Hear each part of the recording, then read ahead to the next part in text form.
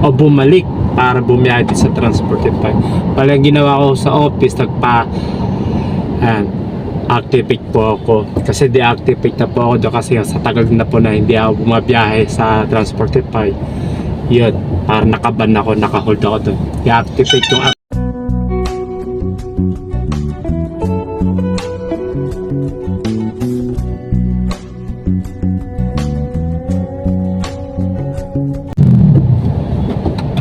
Keep left to continue on EDSA Ortigas flyover.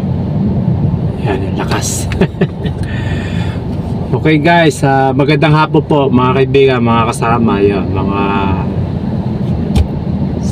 subscriber ko ho dyan. Yan. Bali, ngayon pong oras na to, 2:30 ng hapon, bali nakakuha po ako ng, ng booking dito sa Transportify kasi muling nagbabalik sa akin pagbabiyahe dito sa Transportify. Kasi kahapon galing ako sa office ng Transportify dito na sa may Pasig Huyan. So dati na akong driver ng Transportify, so natigil lang po ng 2 taon. I think mahigit po yun, 2 taon mahigit. Bigla ko naisipan bumiyahe din sa Transportify o bumalik para bumiyahe din sa Transportify. Pala ginawa ko sa office, activate po ako kasi deactivate na po ako doon kasi sa tagal na po na hindi ako bumabiyahe sa Transportify. Yun, para nakaban ako, nakahold ako doon. I-activate yung apps ko kasi bumiyahe ako dito pinasukan ko itong biyahe sa tracking. So ngayon okay na, so babalik na po ulit para bumiyahe dito sa Transportify. So dito pa rin ako sa tracking mga kaibigan, makasama. After ng deliver ko kanina, 1 drop lang ako sa Paranaque. Yun, naisipan ko bumiyahe, kumuha ng booking dito sa Transportify. Bali ito yung pinaka first o unang accept na booking na dito sa Transportify na nakuha ko. Yan, bali doon ko pipick up sa Quezon City. Yan, malapit sa may Bonis Serrano, and then papunta dito sa Cainta Rizal, doon na pinaka-drop off. Ang ibabayad sa akin Head southeast on Williams toward Mayflower Street. ang ibabayad sa akin ni Transportify nagkahalagang 527 pesos. Yun po.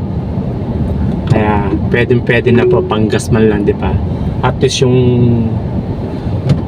bayad sa tracking, Right to continue on Epifanio de los Santos Avenue.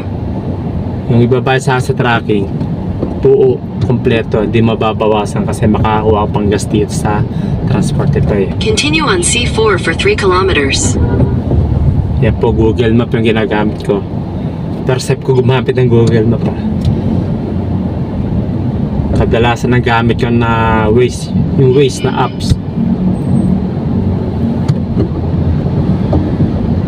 Okay, mga kaibigan, yun po. 527 pesos po ibabayad sa akin dito ni Transportify. Pick up sa Quezon City, and then ito ko hatid sa may drop off po sa may Cainta Rizal. Okay, hindi ko na bibidyo yung kung ano yung item na isasakay ko o pipick upin ko sa Quezon City kasi meron na akong taong isasakay din, stop. According sa booking niya, merong customer stop na sasakay. Baka magalit pagka ginawa ko ng video, ginawa ko ng video sa pagbablog ko. So yun lang po, na-update ko lang po. Bali, meron pa akong 20 minutes remaining time para makarating po ako doon sa pick up location. At ang layo mga kaibigan, 4.8 kilometer. Okay, next video ko po, papakita ko sa inyo kung ano po yung item na pipick up ko sa pagbabiyahe ko dito sa Transportify. kumita tayo ng malaki, maganda, at para magkaroon po ka idea.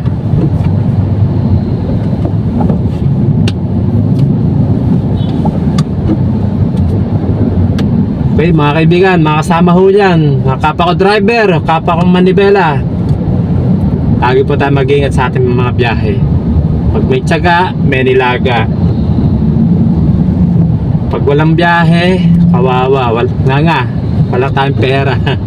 Ako wag naman sana kasi may bata tayo pinag-aaral sa pamilyadong tao tayo, di po ba? Kaya tiyaga-tiyaga lang po sa pag-pick up, sa pagbiyahe, para kumita ko tayong maganda. Okay? God bless po sa inyo lahat. Keep safe and keep on driving.